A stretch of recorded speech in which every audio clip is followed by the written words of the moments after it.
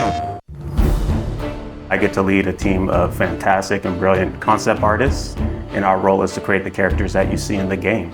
That's everything from the main hero cast you see to the creatures, the gods, and monsters that you come across.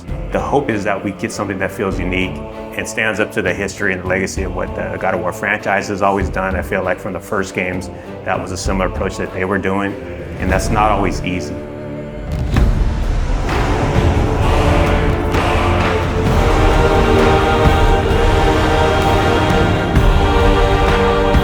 My name is Raf Grassetti. I'm the art director for God of War Ragnarok. Hi, my name is Marissa Coppert. I'm a character technical artist. Hi, my name is Angela Rico, and I am a senior character artist in God of War Ragnarok. Hi, I'm Della Longfish, and I am the lead of the character concept team at Santa Monica Studio. Come in. What in all yarn speed that happened to him? As a character technical artist here at SMS, I rig most of the characters and props that you see throughout the world. As character artists, our job is to create 3D assets based on the beautiful concept art provided to us. We do this by making sure that the silhouettes on the models and the textures and materials stand out instantaneously. So when you see our characters on the screen, we want you to almost like them immediately or have a connection to them to some extent before even interacting with them. As art director, I get the chance to collaborate with all the departments in the studio, from narrative to viz dev, because we want to make sure the factions feel correct, all the races belong to where they're supposed to be, like all the realms have very specific characteristics about them to make sure it all fits within the God of War universe. Sorry, one more thing.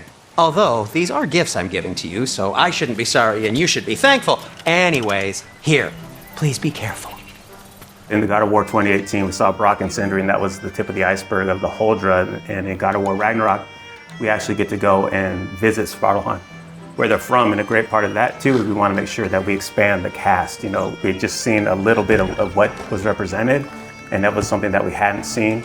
Svartalfheim is a beautiful place. There's a lot of different biomes. You go from wetlands to mountain springs, and took a lot of inspiration from hot springs, from the minerals that you find, a lot of colorful minerals, a lot of resources. So the dwarves being the races that they are, we knew we wanted to play on that as well. So you see their influence on Svartalfheim on every corner.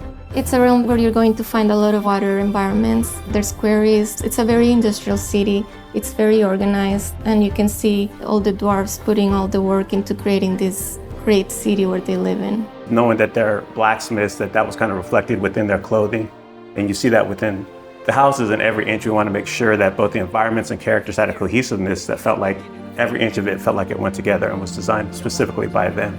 And again, that's something that we haven't seen in some of the other realms and is unique to these characters and their location. And the hope, it all goes together and creates a feeling within a realm that you're excited to see, feels unique, and really creates that sense of wonder where you want to go back.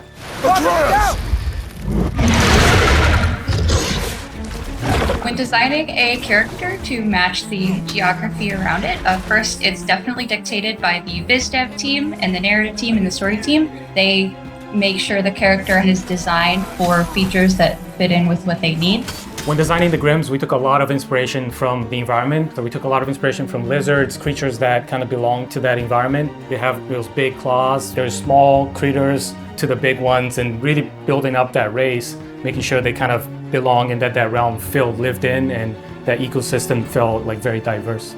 Making sure that it feels natural and believable is a big part that goes into the design elements. So our artist, Stephen Oakley, pulled a lot from the environment concepts that Luke Berliner and his team were doing and put a lot of those into actually the skin texture, even the bulk and volumes that you see in the characters. So it really does feel like not only do they belong in there, but you're able to see them and they stand out for the combat experiences with the character. Character design is all about storytelling. In the example of Durling, his design was really tailored to convey his own personality. He's a bookkeeper from Svartalfheim, and because his job demands, he's very organized, he's very rigid, and he's a very play-by-the-rules kind of guy. But then in contrast, you have his friend. So when you see Durling connect with his pet, we see that he's not all just this rigid librarian guy, but that he's got a softer side to him. I do believe that we're all storytellers, no matter what we do, even in the tech side of things. I mean, we work to make these characters that then tell a story, and we can also kind of put those features and traits on our rigs. The prophecies say Fimbulwinter leads to Ragnarok. War is coming.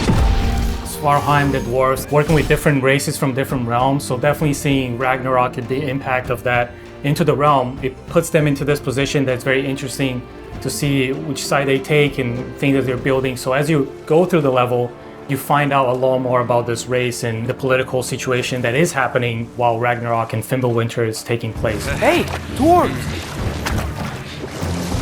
Oh. They're, running away.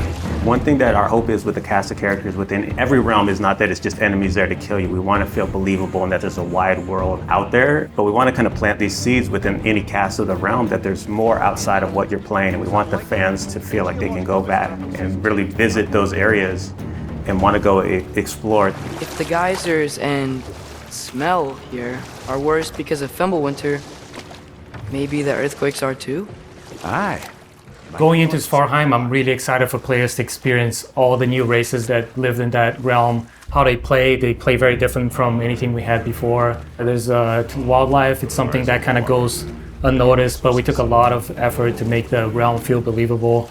So there's a lot in Svartalfheim, a lot to explore. I'm really excited for Svartalfheim. It is a gorgeous realm. After looking through some of the cinematics and playing some of the cinematics and playing through some of the puzzles, I'm so excited how water plays such a big feature in that realm, and that is so cool. I'm most excited for fans to finally get to see how the dwarves live. Brock and Sindri were fan favorites in the last game, so I think that all the work that we've put into Svartalfheim is going to make all the other dwarves shine just as bright as the brothers did. The best part I have is turning on the YouTube and seeing all these call-outs and all the attention to detail that the fans pick up on. That's one thing that we keep in mind when we're designing characters, to make sure we do right by the fans. And knowing that all the work we put in will be seen and appreciated. That's not always the case, but our fans just get every little nook and cranny on that. And we love that, and we packed a lot of that in for this new cast, and we hope you guys get the same feeling with God of War Ragnarok.